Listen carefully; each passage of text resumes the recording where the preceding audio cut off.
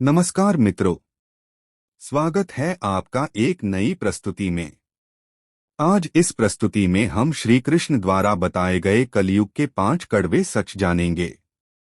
मेरा आपसे निवेदन है कि आप इस वीडियो को पूर्ण देखें। तो चलो शुरू करते हैं।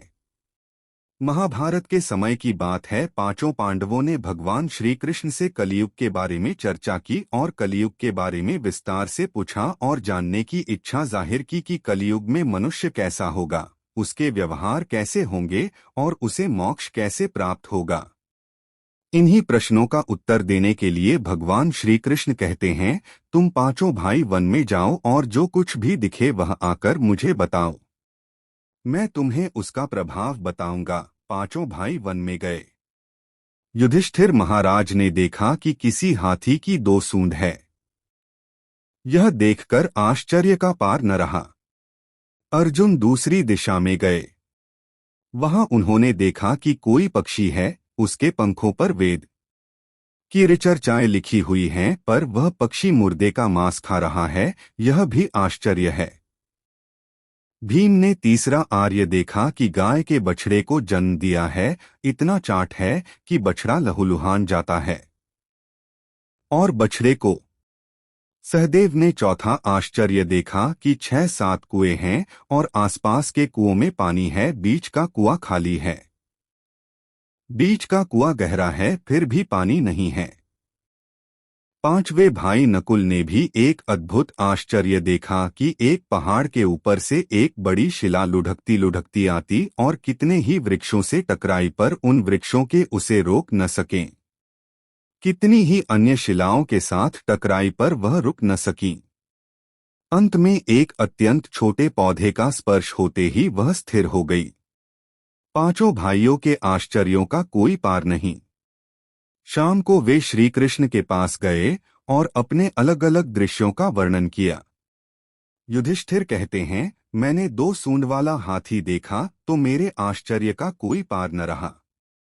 तब श्री कृष्ण कहते हैं, कलयुग में ऐसे लोगों का राज्य होगा जो दोनों ओर से शोषण करेंगे, बोलेंगे कुछ और करेंगे कुछ।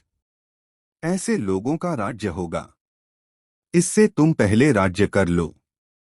अर्जुन आश्चर्य ऋचाए हुई हैं और पक्षी मुर्दे का मांस खा रहा है। इसी प्रकार कलयुग में ऐसे लोग रहेंगे जो बड़े बड़े पंडित और विद्वान कहलाएंगे, किंतु वे यही देखते रहेंगे कि कौन सा मनुष्य मरे और हमारे नाम से संपत्ति कर जाए।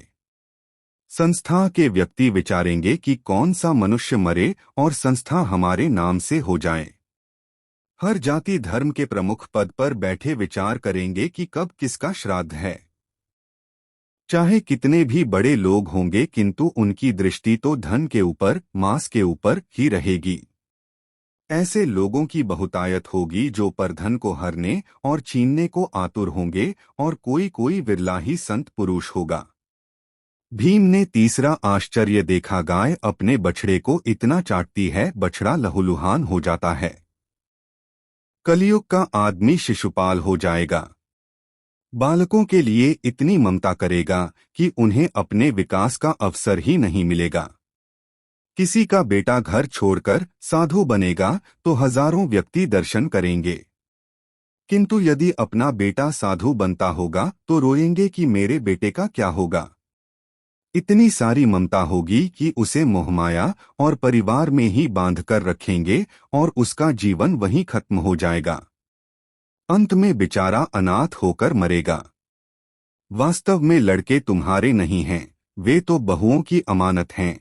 लड़कियां जमाइयों की अमानत हैं और तुम्हारा यह शरीर मृत्यु की अमानत है।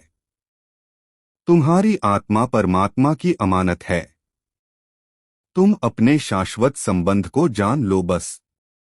सहदेव ने चौथा आश्चर्य यह देखा कि 5-7 भरे कुएं के बीच का कुआं एकदम खाली।